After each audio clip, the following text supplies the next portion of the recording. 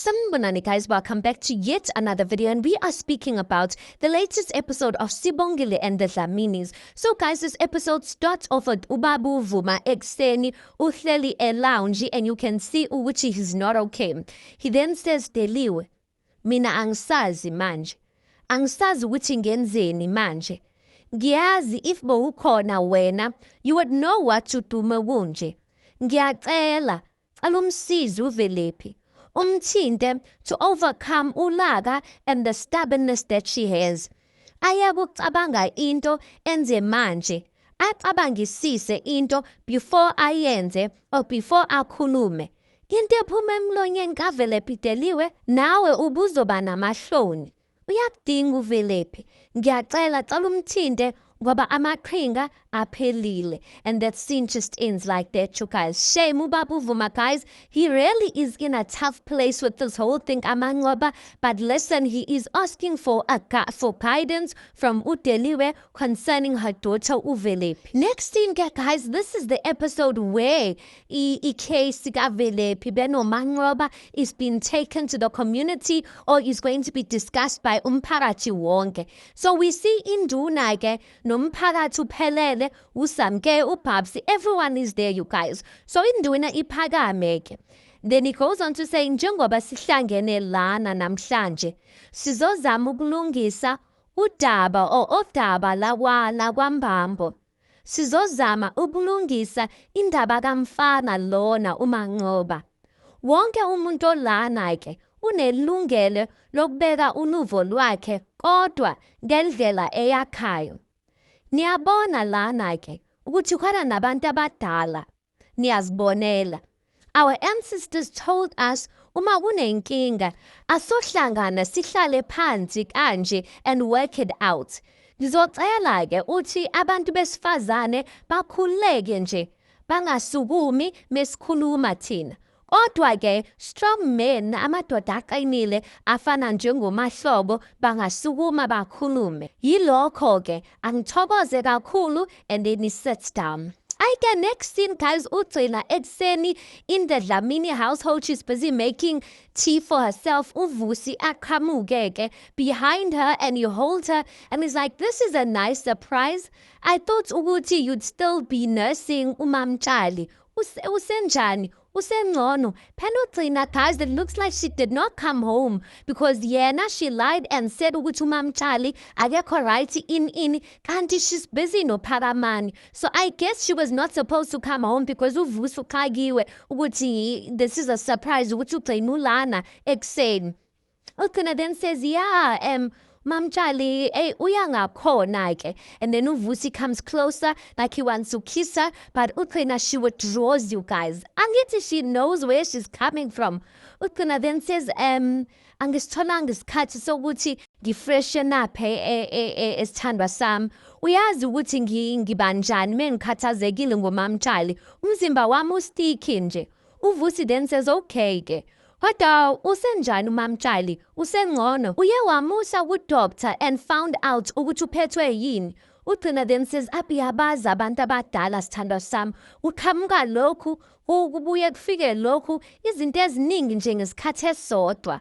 uVusi then says, yazi ngicabanga ukuthi uyisikhathi sokuthi simthathe simbeka kwi-old age home so that bazoba khona abantu abazomnakekela ngaso sonke isikhathi. uGcina then says, iyamazi uMamtshali ukuthi unjani. Angeke ayivume leyo nto. Uyathanda nje uzimela. uVusi then says, ngicabanga ukuthi kuzomele ngimfonele yazi ngimcheck ukuthi usenjani. uGcina then says, sithanda sami asikho isidingo sokuthi wenze lokho and ngimshiye esaphumule. Angiboni ukuthi isikhathi esiright ukuthi umcheke okwamanje. And futhi ke nenye into ugesi laphayana uvele wahamba. I'm just like, uGcina is getting herself, guys, in a ring of lies, a mess yento. uVusi then says, hi bo baby, umshiya kanjani umuntu omdala endaweni enganayigesi? Wazi kahle ukuthi akaphilile when yamshiya? uGcina then says, hi sithandwa sami, inkinga yagesi endaweni, so I'm sure bazoyilungisa nje before the day ends. It won't take a whole day. uVusi then says, okay. kodwa ufuna ukuthi simfonele just ukuthi simnikeze support naye azokwazi ukuthi simkhathalele kangakanani. Ugcina then says, bengicabanga ukuthi simnikeze isikhathi sithandwa sami athi ukuresta kancane awuboni kanjalo. Uvusi then says, okay ke awunankinga. He takes izandla zikaChina, he kisses them, you guys, and he looks at them and is like, oh, iphi iring. Guys, uChina akabuyanga nering. Shuthi iring sele kuphi? Kwaphakamani. So uChina then says, oh, yazi ngicabanga ukuthi maybe ngishiye ungikhohle phezu kwefridge kaMamtshali. Bengisengitatazela kakhulu ngiklina laphayana. Uvusi then says, kodwa sithanda sami, wazi kahle ukuthi umuntu wesifazane oshadile akahlukani neringi yakhe. Phela iringi iyuphawu yesithembiso owasenza phambi kwaNkulunkulu. Ugcina then says, ngiyakwazi lokho sithanda sami, ngiyaxolisa. Ngizozama ukuthi ngiyithole, angiyikhiphanga nje ngoba ngibengithanda, ngiyikhiphe because bengingafuni ukuthi ngcole. Then uVusi says, all right ke, and then he leaves like that. Ucila, guys, especially lying ngoMamtshali, knowing very well ukuthi uVusi can go to uMamtshali's house or call her anytime. Next scene, back to the meeting with the community and induna. So anyway, uvuma aphakame. Uvuma then says ngibingelela umphakathi wonkana nobuholi besizwe.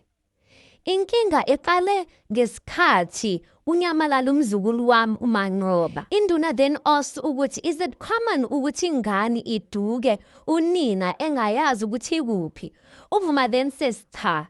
Bekuqala nqa noma ngingumuntu osebenza ngokuphuma umuntu ogcwele emgaqweni bekuqala ukuthi umntanami bathi akayazi ingane yakhe ukuthi yephi or where to start looking. This it caused a lot of distress emndenini. Induna then says ukuthi zikhona yini ezinye inkinga ezenziwe uVelephi ezithinta uManqoba eziniphathe kabi.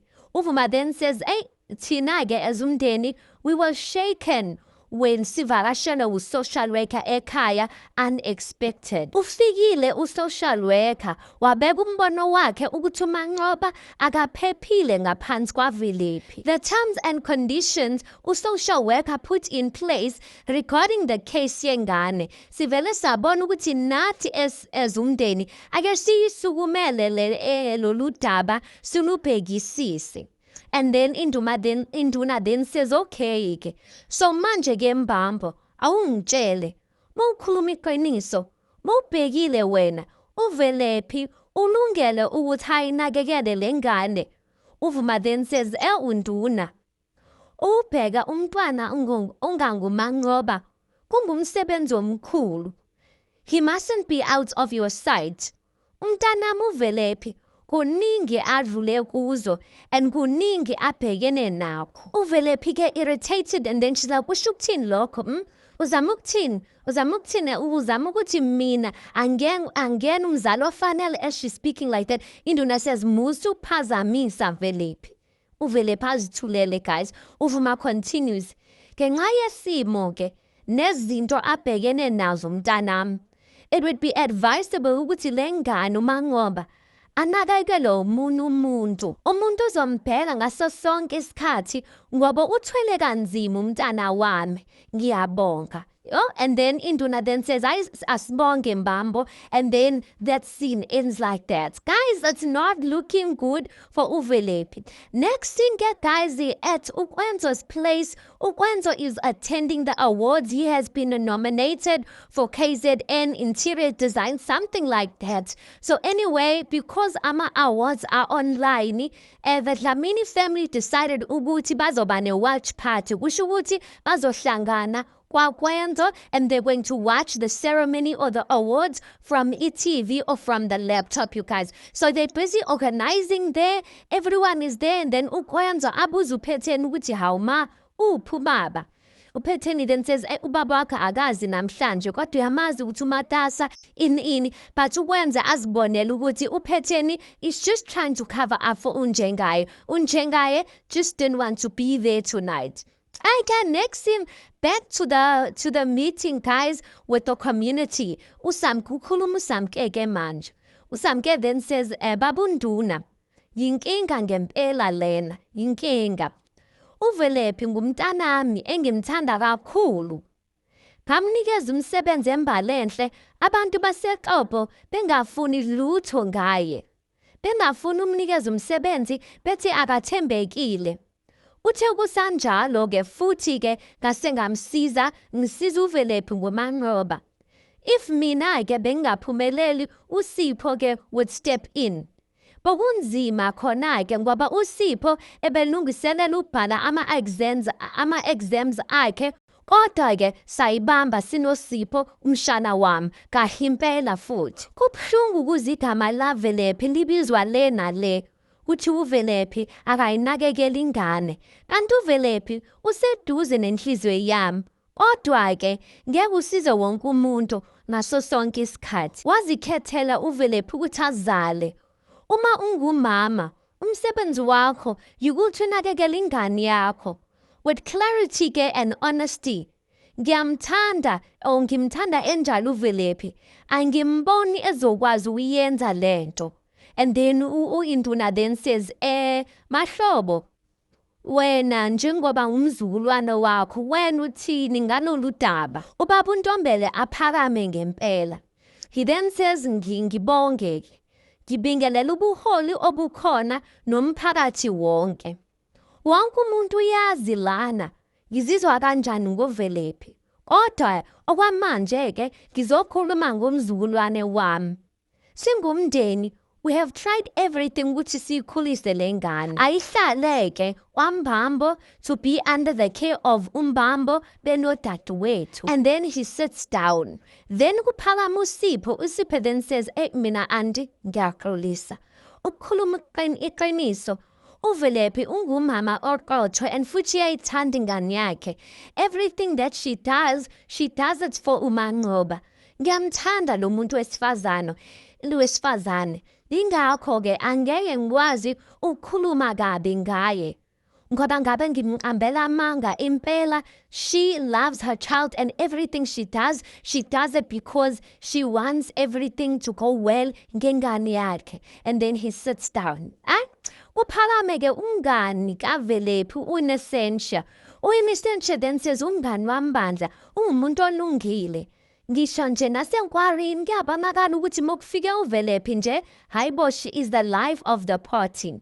Then Induna then says, manje-ke, sizwile ukuthi wena waba wasebenzela uVelephi. Sitshele ngalokho. uNesentia then says ukuthi vele bengimsebenzela uVelephi ngayeka. Ngayela ngenxa yokuthi bengaphathanga kahle, bokhona icustomer ebelingithinta ngase ngiyamtshela umngani-ke wangangikholelwa, and then ngayeka-ke kodwa uVelephi eventually. So mela khuluma uNesentia kanjalo, omunye umngani kalokhuzana kaVelephi, she's busy pulling lo Innocentia ukuthi hey wena uzongenisa uVelephi enkingeni. uNesentia then says, awukahle wena, ngifuna ukukhuluma iqiniso lana. uVelephi eventually she realized ukuthi, you know, that customer was wrong into bekayenza, and then walivala ibhizinesi. uVelephi looks at uNesentia and then says, angazi noma uyisilima noma wenza ngamabomi. Yo guys, that time uSamke is smiling because she knows ukuthi uVelephi ukhanda shisa and she's making things even worse for herself. uNesentia then says, how? Yikuthi ngikhathazekile ngomanqoba mfethu. Yo uVelephi then says, ukhathazekile ngomanqoba? uNesentia then says yikuthi nawe mawuqale lezi zinto zakho siphatheka kabi. And then that scene just ends like that. I get back to uKwenza's place. The family is seated.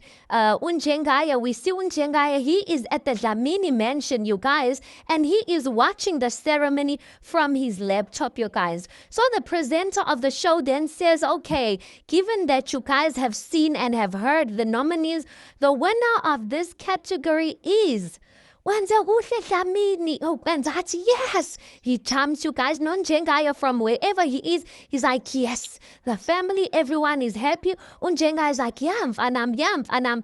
Wenza-ke aphakame. And then he sits down again because he was jumping all over.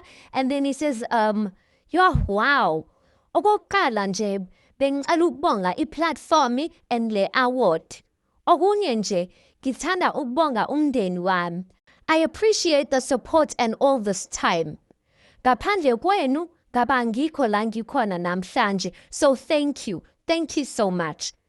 Ngakhohlwa kanjani ke isithandwa sami, uSibongile wakwaMbambo. Ngiyabonga bambo lwami ukungeseka nokungikhombisa uthando empilweni yami.